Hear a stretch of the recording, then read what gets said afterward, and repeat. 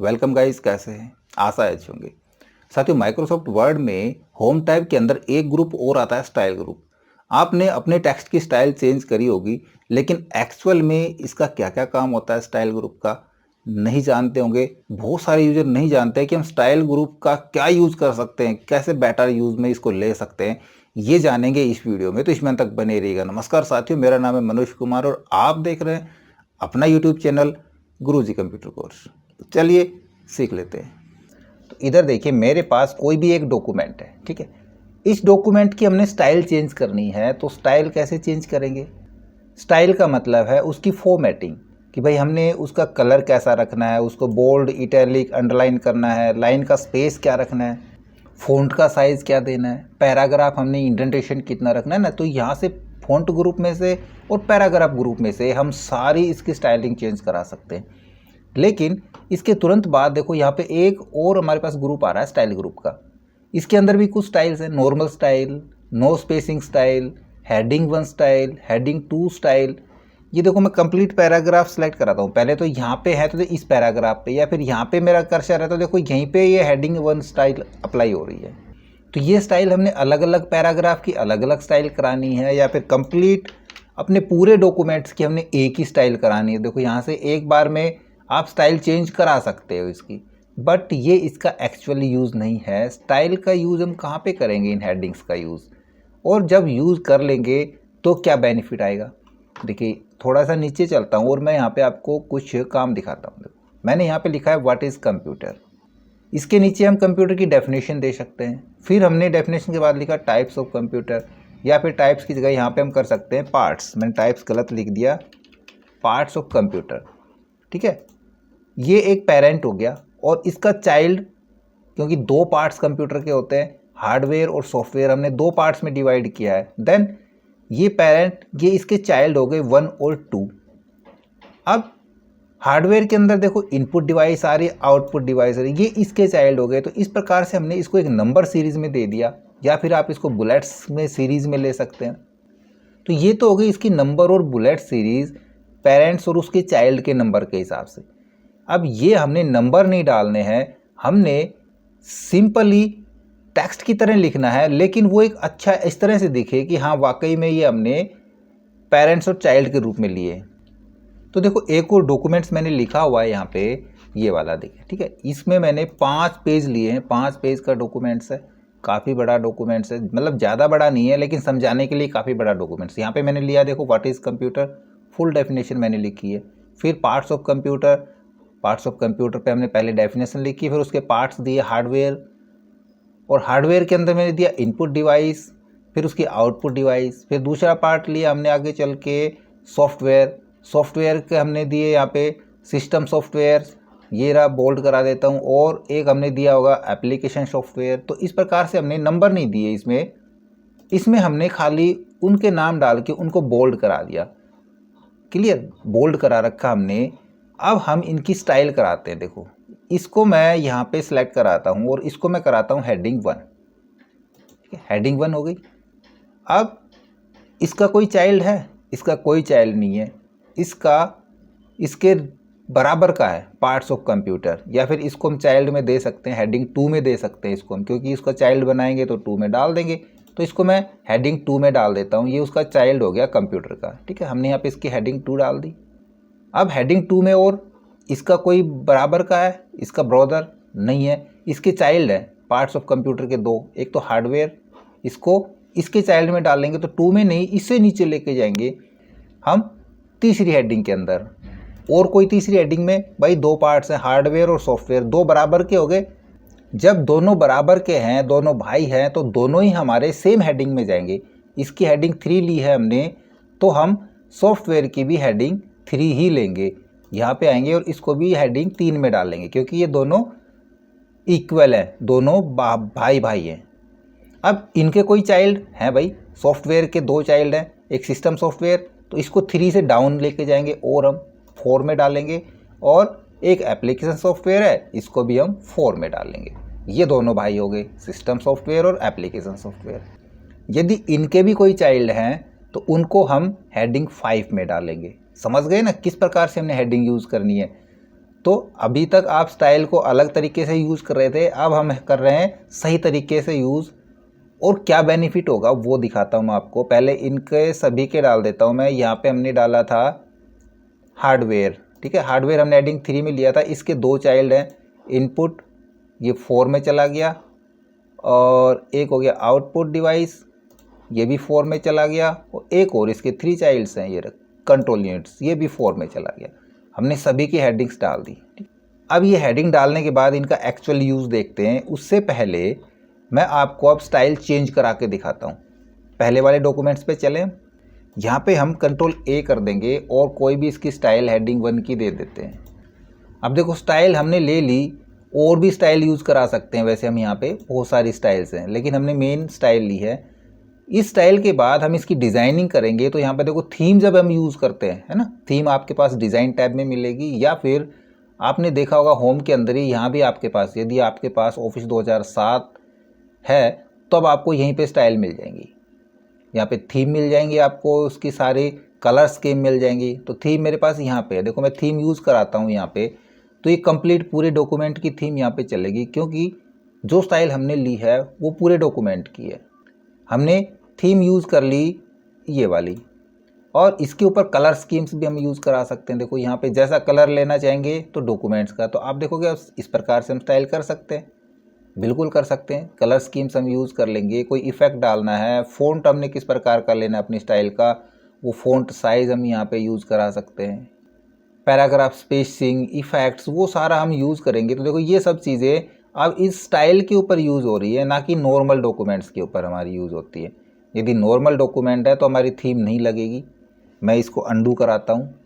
तो ये तो हो गया नॉर्मल स्टाइलिंग। अब जो मैंने बनाया था डॉक्यूमेंट्स उसकी स्टाइल कराते हैं। यहाँ पे देख रहे हो हमारे पास, यहाँ भी हम वापस से डिज़ाइनिंग में चलते हैं, क्योंकि स्टाइल तो हमने ले ली। अब देखो थीम लेता हूँ मैं, यहाँ पे थीम अप्लाई करते हैं। तो देखो बाकी डॉक्यूमेंट्स पे फ़र्क नहीं पड़ रहा, जो हमने हेडिंग्स ली है, स्टाइल अप्लाई करी है, उन्हीं की थीम चेंज हो रही है। एक तो ये बेनिफिट होता है।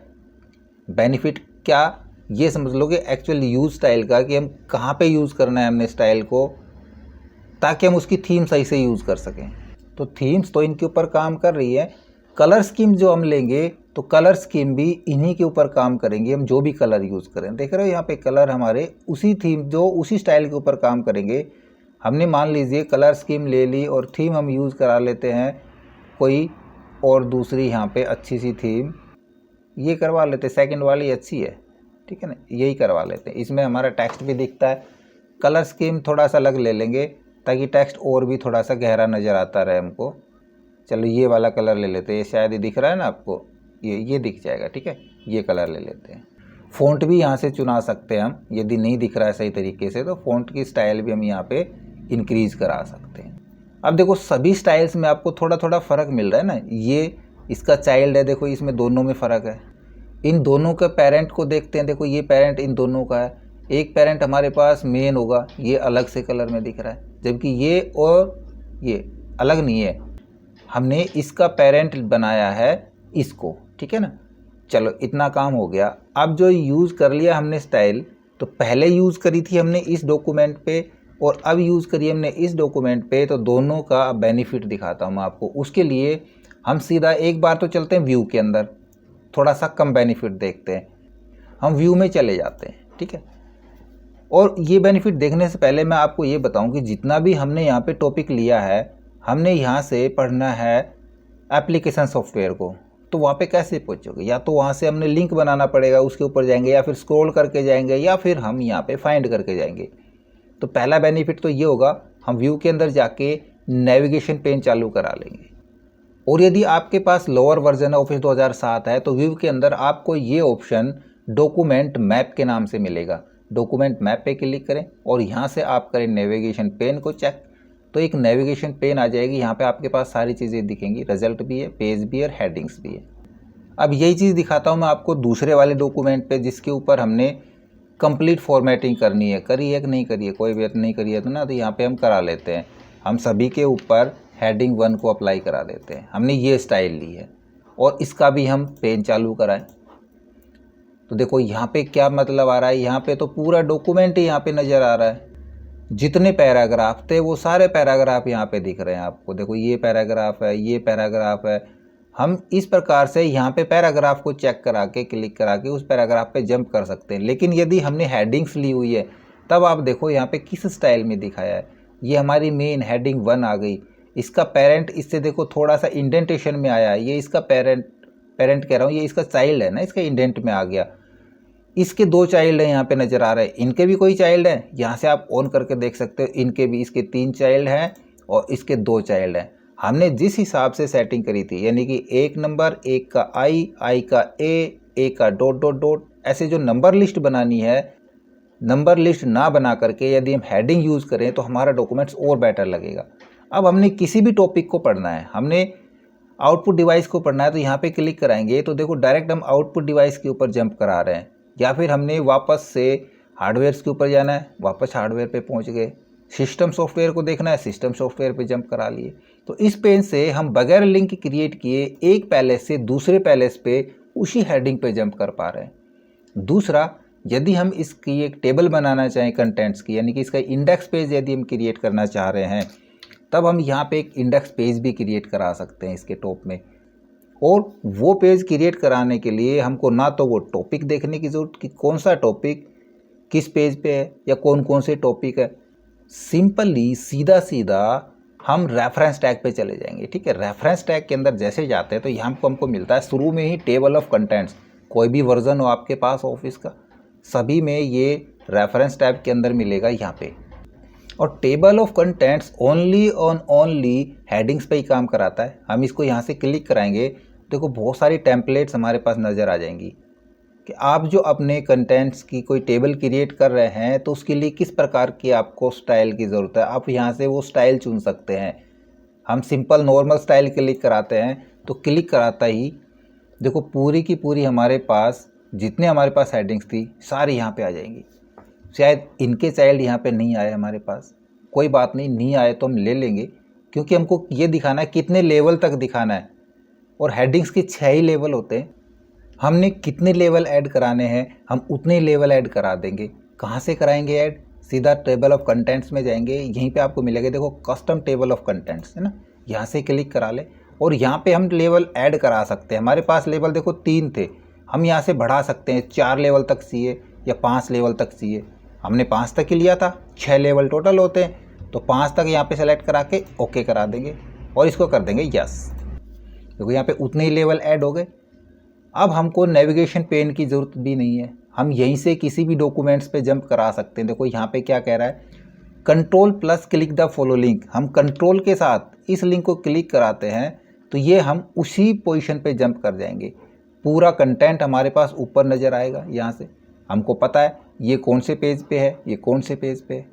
अब यदि कहीं पे हमको कुछ बढ़ाना पड़ गया, मैं यहाँ से मान लीजिए इनका साइज़ बढ़ा देता हूँ तो ये कुछ नेक्स्ट पेज पे जंप कर जाएंगे। या यहाँ से मैं पेज ब्रेक करा दूँ, कंट्रोल एंटर, तो देखो बाकी का टेक्स्ट यहाँ से हमारा नेक्स्ट पेज पे आ गया। पहले 5 पेज थे, अब 6 पेज पे आ गए, 6ठे पेज पे चला गया हमारा ये सारा सॉफ्टवेयर का काम।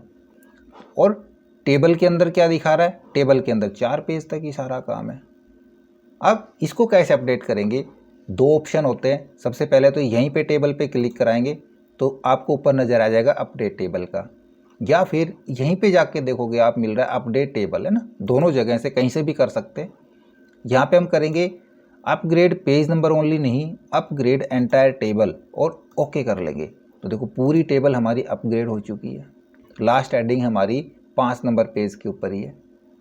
लास्ट में आप जाके देख सकते हो, यहाँ पे हम कंट्रोल के साथ क्लिक कराएंगे तो ये देखो ये लास्ट एडिंग हमारी 5 नंबर पेज के ऊपर ही है। 6 नंबर पेज पे तो सिर्फ थोड़ा सा टेक्स्ट गया है।